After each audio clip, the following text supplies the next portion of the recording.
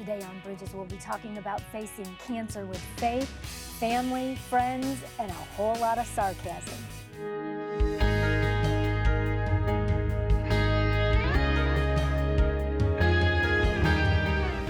I'm Monica Schmelter, and I'm glad that you could join us for Bridges today. Today we're going to talk about facing cancer with your faith, your family, your friends, and my guest today, who's been diagnosed with cancer twice, says a whole lot of sarcasm is helpful too. So Kristina, good to meet you and have you here today. Thanks so much for having me, Monica.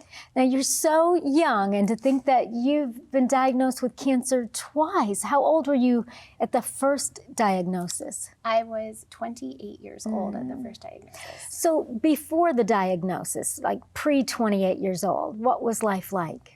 It was great. I was a mom to 3 little ones that I was homeschooling and very active in my community, whether it was PTA or volunteering at church. And I was just loving life. So it was great. And things started to take a turn about 6 months before my diagnosis. I started having really bad headaches. And coming up on age 30, the doctors told me it was probably migraines and to suck it up. And so that was probably a happy day for you, right? Yes. So I really tried. I really tried to suck it up. Tried to suck it up. To just man up, to be a mom, to do better for my kids. And it was in January, several months after going to the ER and being told I just needed to try harder, that I ended up passing out in the hallway. And my husband said, something else is going on here. We need to try a different doctor. And shortly after that, I was told that it was not, in fact, migraines, it was a brain tumor. Oh. What was it like for you to even hear those 2 words, brain tumor? So it was a very surreal experience. I think part of me knew. And I had Really? Yeah, I knew something else was going on. And there was almost a vindication that came from it not being me, not being strong enough, not being able to just deal with it. There was a little bit of vindication there. But also, I had been praying to see more of God in my life. And I don't think he gave me the brain tumor, but I think that this was an opportunity for him to show me his glory in my life if I was willing to trust him and to take that step with him. And I think that, Kristina, for people that are watching, what we're talking about can be hard for people to hear and to understand. And I agree with you. God did not give you a brain tumor. He does not do that to us. He just does not. He's good. And yet, in these times, whether it's sickness or some other kind of suffering, if we can dare to trust him, we can see him and we can experience his glory and his presence in ways that we wouldn't ordinarily. Yes. And so that, even as I say it, like I feel everything rise up in me, because nothing in me wants to suffer, right? We don't want that road. And yet, when it comes to us, if we'll trust God anyway, I have found, and am still finding, because we're always growing, that he does miraculous and marvelous things. He does. God is able to do so much more than we're able to ask or even imagine. And when we realize that our story is just a part of his bigger story and that we're so blessed to be able to walk with him in these times, it's just an incredible blessing. And so while I wouldn't have chosen the cancer, if when I was 18, you had laid out options before me, I wouldn't have picked it. No. And I wouldn't pick it for anyone else, but having done it and gone through it and grown and watched my children grow and the faith of those around us grow, I wouldn't take it back either. That's amazing. That's miraculous for me just to hear you say that. I'm sure others. So let's talk about that, Kristina, just for a moment. Because to hear the words brain tumor, and you're mama to 3 little ones, and you've got a husband, right? And so all of us, while we might have different dreams and desires when we grow up, nobody thinks cancer. No. No one thinks I want the hard road. No. We do not think that. I would think as a mom, so I have a friend who is a breast cancer survivor. And she told me that she was actually more concerned for her daughter and for her mom than she was for herself when she got that diagnosis. As a mom, she's thinking, how's this going to be for my girl, right? And for her mom had lost a daughter several years earlier, she was concerned to protect her mom. How did you feel about your kids and your husband? You know, it's an overwhelming feeling, but at the same time, there was very little I could do. And especially once we knew that I was going to have brain surgery. So with certain cancers, you know, there's treatment and you're very present. We knew almost immediately that the type of surgery I was going to need was going to mean I wasn't going to be able to be present.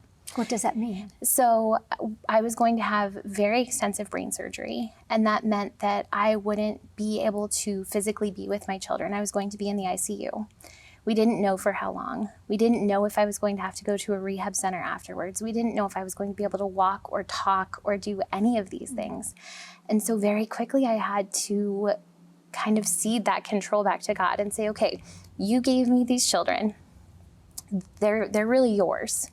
And so I am going to have to trust that when you say you know the plans that you have for them and they're plans for good and not to harm them, that you mean it, because there's nothing I can do.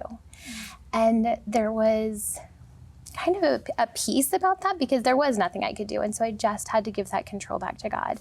But it was hard to admit, you know, I can't be there for them.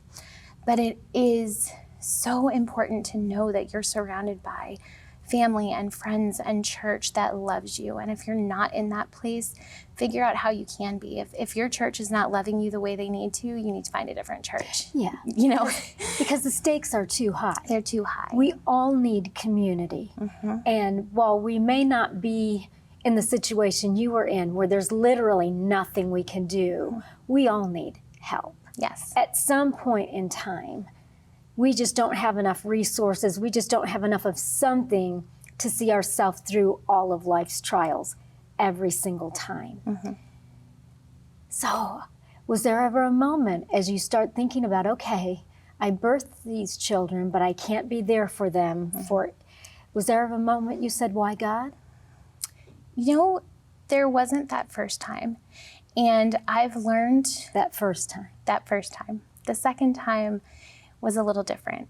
The second time I kind of believed the lie that maybe I had used up all the grace that God had for me. And so that was a lot harder. It's not true. God is limitless and He has way more grace and way more goodness than we could ever imagine.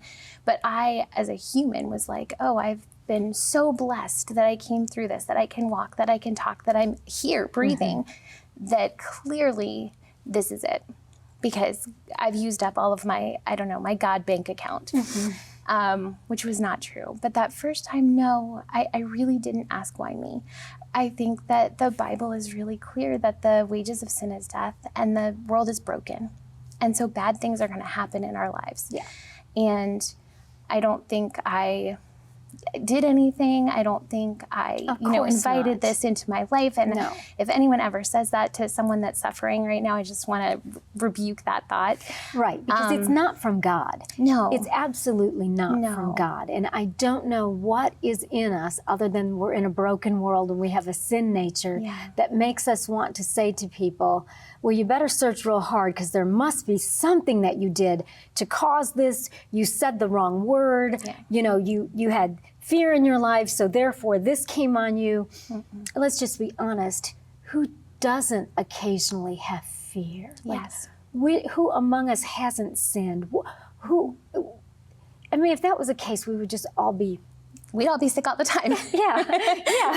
We'd just be gone before you know it. So no, it was none of that. It was just that the world is broken. And because the world is broken, these things happen. But we're so blessed in that God walks through them with us.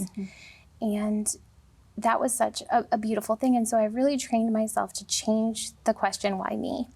Because I think why me, in terms of like, why am I suffering, is a useless question. Yes, it is. But I think that why me, in terms of the blessings that we have, is a very powerful question. And so instead of asking why me that I got this cancer, asking why me that we have health insurance that's going to allow me to get the care I need, why me that we live in this place where I'm in between 3 world-class brain tumor facilities, why me that I have all these people that have stepped in to care for my children, like why am I so abundantly blessed? Amen. And that question becomes very powerful when you change your perspective on it. Yeah, and that's a really good way, a really healthy way, a way of changing and transforming how we think and our perceptions of. You started saying, why me? Why am I so blessed that I get to be near these wonderful people that want to help me care for my children and near these great hospitals? What was that first journey like for you? Did you have to go to rehab? What? It was incredible because we went in thinking I would have between 6 and 8 hours of brain surgery, and it ended up being 16. And the doctor told my husband that he really didn't know what I'd look like because anything over 12 is not great. And apparently, I don't remember this, but apparently as he was talking to my husband, I was coming out of the anesthesia, and my first words were, "Then what took you so long?" And my husband looked at the doctor and was like, "Oh, she's going to be just fine." So you asked the surgeon, what took you so long? What took you so long then? And what did he mean by he didn't know what you were going to look like? What does that mean? He just meant once I got out of recovery, he wasn't sure how much rehabilitation I was going to need. He wasn't sure what faculties I was going to have. So my tumor was wrapped around my brainstem, and so that controls a lot of your involuntary functions as well. So breathing, heart rate, temperature control, things that we really need. Yeah. In addition to the fact that they had taken apart several vertebrae in my neck to get the tumor out and put it back together. So they weren't sure what kind of control I was going to have over my body. So you woke up talking and being sarcastic, like asking a question facetiously as a joke. I did. What took you so long? What took you so long? What did he say? I have no idea. I know my husband said she's going to be just fine, but I have no clue what the surgeon said. That just had to be like one of your husband's happiest moments of his life. Like, I just can't imagine. Then what took you so long? That's the best. And it was kind of like being a baby again, because you know, when we have an infant, we're so thrilled with every little thing they do. Like, oh, they got up on their knees, oh, they rolled over. And it was very much like that. So I was in the intensive care unit for I think 10 days, and everything I did, every time I breathed, every time I spoke, every time I could wiggle my fingers or move my toes, everyone was just so excited. Such awe and wonder. Well, we've got to take a break. Stay with us. When we come back, we'll hear more about Kristina's amazing story. If you're looking for ways to grow your faith, we invite you to go to monicaschmelzer.com, where you can watch Bridges interviews and Monica's teachings on demand. You'll also find free online extras that offer practical ways to live out your faith. Visit monicaschmelzer.com, where you'll find hope, because truth changes everything.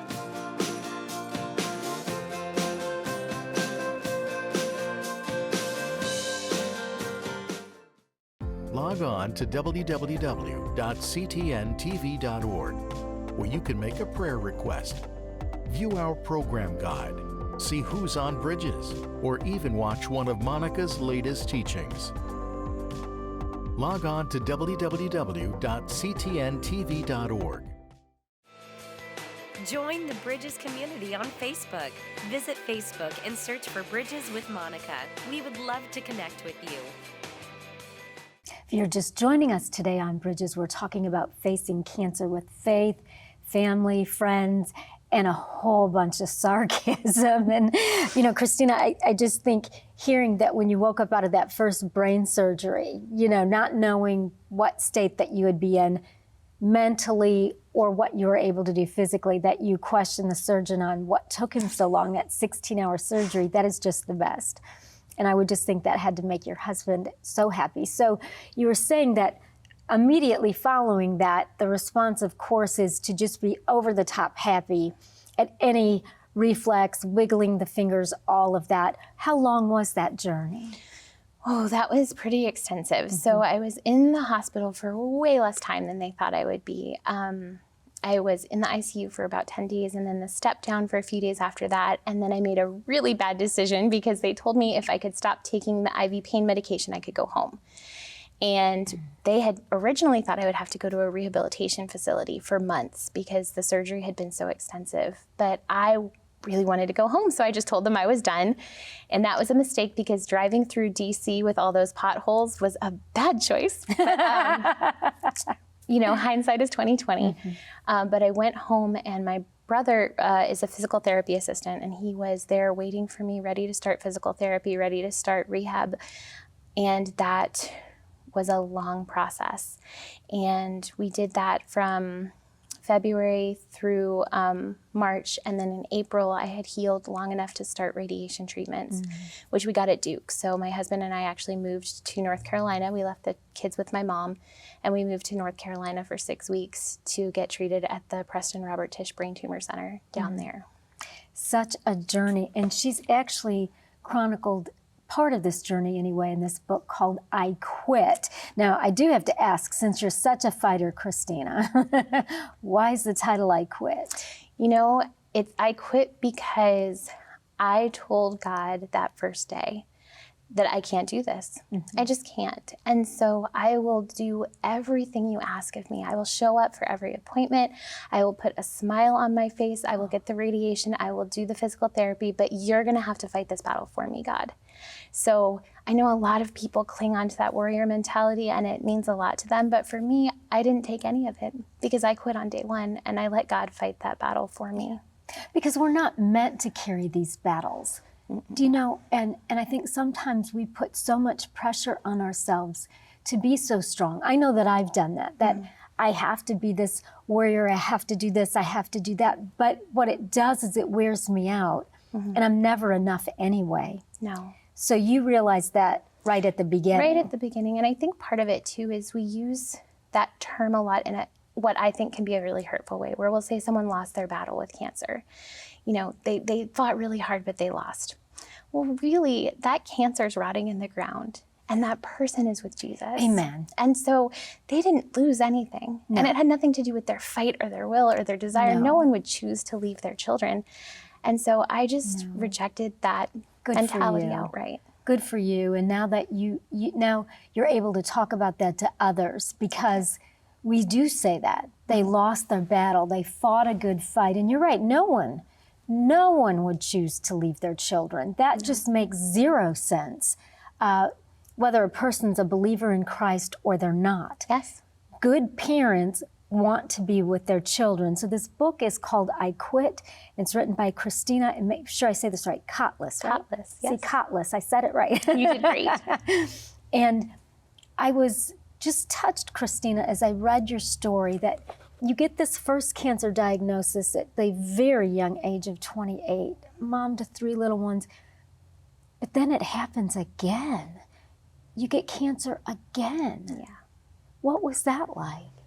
I mentioned before that it was harder for me because I bought into this lie that I had somehow used up all of the grace that God had for me. And it was hard because when we went in for the initial re-diagnosis, we didn't get a very hopeful outlook from our initial doctors that we went to in the DC area. And so we called Duke again, and they were like, well, we can't promise you anything. Only God knows how long you're going to live, but we'll fight like heck with you. And so to still be here is amazing. And again, to have that favor is so amazing. And I don't know why I get to be so blessed, but I'm very grateful. And it was hard. I mean, again, surgery, this time it had moved into my spine. And so again, there's things they can't explain. I just think about that, brain and spine. And so you were just 28 and in very early 30s? Early 30s, yep. And there's things that we still can't explain. The doctors can't explain. When they first looked at my MRIs, we had doctors asking how I had gotten into the room, which I didn't understand the question, but they didn't understand how I could walk. The tumors were so extensive in my spine, they didn't understand how I could walk. But I'm still walking. And I think that the important thing for me is that God is good because I can walk, but he would have been good even if I couldn't. That's right. He would have been good even if I couldn't. And I think that that's the type of hope I want people to know that they can have, whether they're facing cancer or a divorce or a diagnosis in a child. If you can have that faith like Meshach, Shadrach, and Abednego and say, our God can, but even if he doesn't, That's it. even if he doesn't, he's so good. Yeah. Because that's real faith. It is. Because the other kind of faith is like faith in faith or like faith in an outcome. And we can't put our faith in outcomes. No. Because as much as we want that outcome, you know, whether it's an unemployed person that needs a job or a mom of a prodigal that wants her child to come back to the Lord, if the faith is just in the outcome, there might be disappointment. Mm-hmm. It's so true. And I think as believers, the one thing that we have is ultimately we know that God wins. We know that faith wins. And it might not look the way we want. Right. But we know that ultimately we can rest assured in the fact that God wins, that Christ conquered death, and that we can too. Amen. Amen. And I think of, Kristina, that scripture that talks about our suffering. And it's really just light and momentary. And there are so many times that I've told God, this does not feel light. No. And this does not feel momentary. But if you tell me that it is, and if you tell me that the coming glory is so much far greater than what I'm going through, then I accept that by faith, and I look forward to that moment when all is right. Yes. And ultimately, for all of us, that is what it's about. Mm-hmm. So you're still here. Still here. How did your husband respond to the second journey? I think that it was very different because they were older. Mm-hmm. And so when we told them we were going back to Duke, they said, okay, but we're coming too. We don't want to be left this time. Oh. And so they did. They packed up with us. We took my mom also. She's been fantastic and supportive. And like I said, we homeschooled. And so she's been great at helping with that. And that's wonderful. She's amazing. And we were able to take her with us as well. But, you know, again, about not taking it back, I would never have put my children through this, ever. And I think as parents, we never want our children to experience hardship. Nope. But I have to tell you and tell your listeners that there's going to be hardship in your children's lives, but they're watching your response. They're watching for your faith, because our children don't listen to us. They imitate us. That's right. And the people that my children are just incredible. They're incredible. And the compassion they have for others and their willingness to step into other people's hurt because they've been there is incredible. Yeah. And so I wouldn't have picked it, but I wouldn't take it back. Yeah. And you know, that's a lesson, I think, for all of us. I think it's ridiculous to think that any one of us would just get so excited that we're suffering, right? Yeah. I don't think that God even expects that. I just think that we trust him in the middle of it feeling horribly hard and all of that. So why the book, Kristina? And the book, again, is entitled I Quit. And Kristina is my guest today, and the last name is Kotlus. So it's Kristina Kotlus. She penned the book, I Quit. Why did you write a book about the two diagnoses and your experience with cancer? What I really wanted to do was to let people know that joy is a choice. And so no matter what you're facing, I always joke that I don't want to win the suffering Olympics. So I'm not trying to say that what I went through was worse than what anyone else is going through. But if I can find joy and hope in brain cancer, then you can find joy and hope in whatever you're going through. And it does take discipline. It's a spiritual discipline to choose joy in the midst of suffering, but you can do it. And I wanted to share that with people. Yeah. I know one of the things that you wrote in this book, and again, it's entitled I Quit, written by Kristina Kotlus, was that you made a decision on choosing joy, to just give thanks for everything. And so it spurred me in my calendar each day to start writing things that I'm just grateful for. Because if we don't do that, the mental battle of letting our heartbreaks or physical sickness or just traffic, right? That stuff takes over and we're no longer joyful people. We're not. And writing it down is so important because sometimes we need evidence.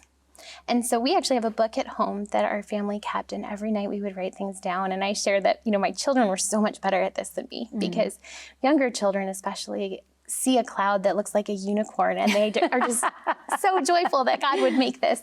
But we wrote everything down, and that meant that on the really hard days when we were struggling, we could say, you know what, though, we have this whole book. We have evidence that God has been good in the past. And what is science? Science is basing future, what the future is going to look like on what has happened in the Absolutely. past.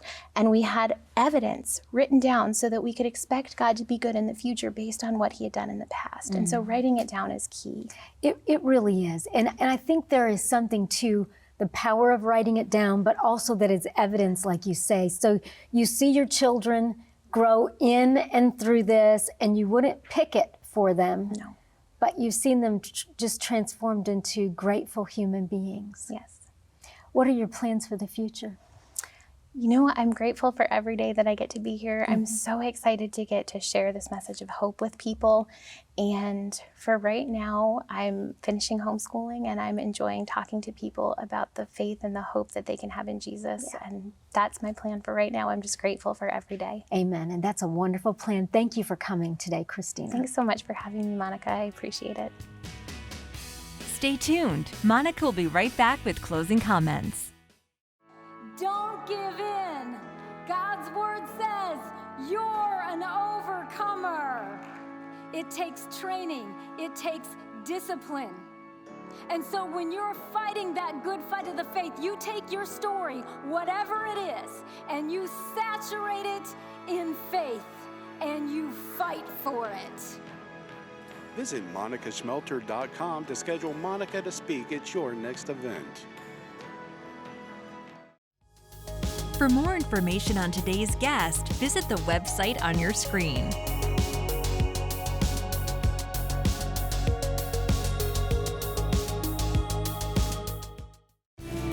Prayer changes things. If you need prayer, call 615-754-0039 or email prayer@ctntv.org. The but if not kind of faith is probably one of the most hardest trials and tests in a Christian's life, and really is a mark of maturity when we can come to the place in our lives where we can say to God, this is how I want you to answer my prayer. I want healing. I want this or that. But if not, God, you are still good. But if not, I still trust you. And that, my friends, as hard as it is to think about, to say, and even harder to do, is the hallmark of what being a Christian is all about. It's trusting God in moments where things don't work out the way that we planned, the way that we prayed, the way that we want. It's when heartbreak really comes our way or circumstances are just so pressing and you just think, but God, this could have been so different. I encourage you, if you are in one of those spots, maybe right now where you're just heartbroken, maybe you're mad at God because he didn't answer the way you wanted. Dare to trust him today. Dare to look into his word and see that he's good beyond the outcomes and the results that we see in our lives. He promises he will make all things right someday. We're out of time, we've got to go, but we say goodbye and God bless you.